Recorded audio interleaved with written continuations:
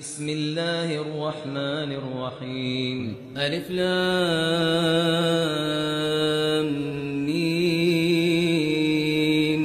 ذلك الكتاب لا ريب فيه هدى للمتقين الذين يؤمنون بالغيب ويقيمون الصلاة ومما رزقناهم ينفقون والذين يؤمنون بما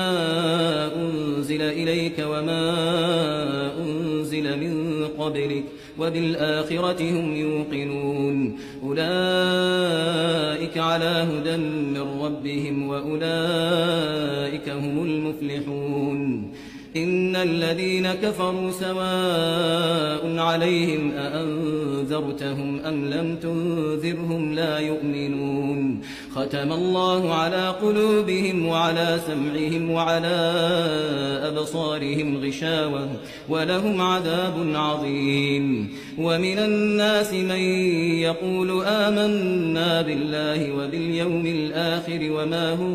بمؤمنين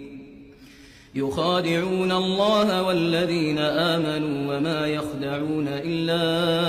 أنفسهم وما يشعرون في قلوبهم مرض فزادهم الله مرضا ولهم عذاب أليم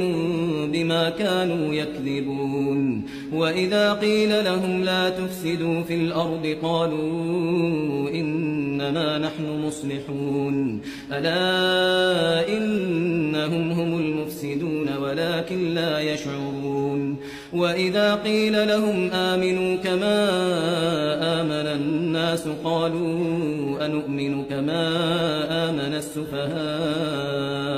ألا إنهم هم السفهاء ولكن لا يعلمون وإذا لقوا الذين آمنوا قالوا آمنا وإذا خلوا إلى شياطينهم